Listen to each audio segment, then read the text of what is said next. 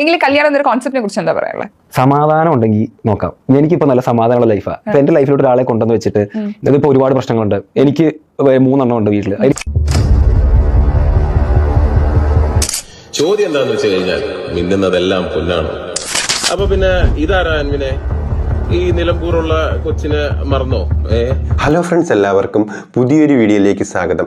Anvin Jose, multi millionaire Malayali in UK. കൂടുതൽ വിശേഷണങ്ങളും പരിചയപ്പെടുത്തലുകളും ഒന്നും ആവശ്യമില്ലെന്ന് തോന്നുന്നു. സമീപകാലത്ത് മലയാളികൾക്കിടയിൽ തരംഗമായി മാറിയ വ്യക്തിയാണ് Anvin Jose. True sigma, dog lover, എല്ലാത്തിനും ഉപരി വെറും 28ാമത്തെ വയസ്സിൽ റിട്ടയർഡായി സുഖജീവിതം നയിക്കുന്നു. മൾട്ടി മില്യണർ അൻവിൻ ജോസിനെ മലയാളികൾക്ക് ആഘോഷിക്കാൻ ഇതിലും കൂടുതൽ കാരണങ്ങളൊന്നും വേണ്ടായിരുന്നു. ഇപ്പോൾ ഫൈനലി അൻവിൻ എക്സ്പോസ്ഡ് ആയിരിക്കുകയാണ്. ഇവനൊരു ഫ്രോഡാണെന്ന ഞെട്ടിക്കുന്ന വാർത്തയാണ് കഴിഞ്ഞ ദിവസം പുറത്തു വന്നിരിക്കുന്നത്. ഇത് പുറത്തു കൊണ്ടുവന്നത് ഡോക്ടർ ഡ്രിഗ് ആണ്. അവൻ്റെ യഥാർത്ഥ പേര് അനന്തു എന്നാണ്. എൻ്റെ കാസറ്റിലെ ഹക്കീമിനെ പോലെ സ്കാമുകളും വിവാദ വാർത്തകളും പുറത്തു കൊണ്ടുവരുന്ന ഇൻഫ്ലുവൻസറാണ് അനന്തു. അൻവിൻ ജോസിൻ്റെ ഉടായ്പെല്ലാം കണ്ടുപിടിച്ച ഡോക്ടർ ഡ്രിഗ് കഴിഞ്ഞ ദിവസം ഇൻസ്റ്റഗ്രാമിൽ ഒരു വീഡിയോ ചെയ്തിട്ടുണ്ടായിരുന്നു. വീഡിയോ ഇൻസ്റ്റഗ്രാമിൽ വൈറലാണ്. മീറ്റ് അൻവിൻ ജോസ്. UK-ൽ ഭയങ്കര ഒരു ലക്ഷറിയസ് ലൈഫ് പുട്ട് ഔട്ട് ചെയ്ത് അതിലൂടെ ഒരു ഓഡിയൻസിനെ വളർത്തിയെടുത്ത് കുട്ടികളുടെ ഇടയിൽ single sigma life put out ചെയ്ത്. കല്യാണം എന്നൊരു പ്ലാൻ ഉണ്ടോ? ഇല്ല. കല്യാണം എനിക്ക് വിരോധമാണോ? വിരോധമൊന്നുമില്ല. ഇപ്പൊ എന്തായാലും പ്ലാൻ ഇല്ല. മൾട്ടി മില്യണർ ബിസിനസ് എംപയർ ഉണ്ടായിരുന്ന എന്നിട്ട് 2023 റിട്ടയർ ആയ 21 മുകളിൽ കാർ കളക്ഷൻ ഉള്ള ഒരു കാർ എന്തൂസിയാസ്റ്റ്. ചോദ്യം എന്താണെന്ന് വെച്ച് കഴിഞ്ഞാൽ മിന്നുന്നതെല്ലാം പൊന്നാണ്. അപ്പൊ പിന്നെ ഇതാരാ അൻവിനെ ഈ നിലമ്പൂറുള്ള കൊച്ചിനെ മറന്നോ?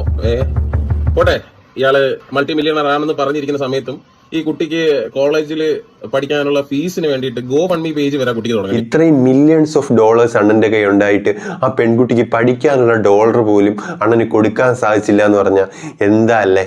ഇത് വല്ലാത്തൊരു ചെയ്ത്തായിപ്പോയി. പെണ്ണിന് പകരം പട്ടിയെ സ്നേഹിച്ചവൻ എന്നായിരുന്നു അൻവിൻ സ്വയമായിട്ട് വിശേഷിപ്പിച്ചിരുന്നത്. അണ്ണന് പണ്ടൊരു അഫെയർ ഉണ്ടായിരുന്നു. അത് ബ്രേക്കപ്പ് ആയതിനു ശേഷം ഇനി അങ്ങോട്ട് സിംഗിൾ ലൈഫ് മതിയെന്നായിരുന്നു അണ്ണന്റെ തീരുമാനം.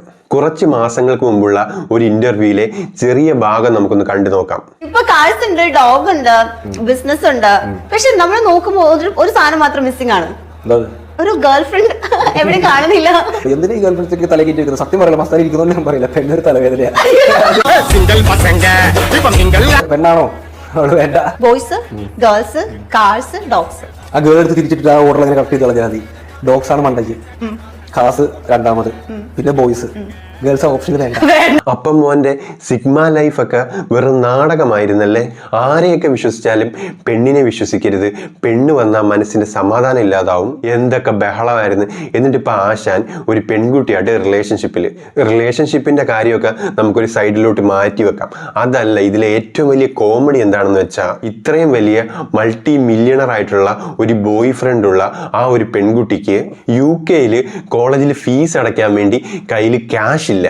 എന്നിട്ട് GoFundMe എന്ന പേജ് വഴി ഫണ്ട് റേസ് ചെയ്തിട്ടാണ് ആ ഒരു പെൺകുട്ടി കോളേജിൽ ഫീസ് അടച്ച് പഠനം പൂർത്തിയാക്കിയത്. ഈ ഒരു പെൺകുട്ടിയുടെ ഡിപ്പെൻഡന്റ് വിസയിലാണ് അണ്ണൻ UK-ൽ വരുന്നത്. സ്വന്തമായിട്ട് 21 കാറൊക്കെ ഉണ്ടെന്ന് ഇന്റർവ്യൂവിൽ തള്ളിയ ആളാണ് ഇവൻ. അവിടെ ആകെ 2 സെക്കൻഡ് ഹാൻഡ് കാറാണുള്ളത്.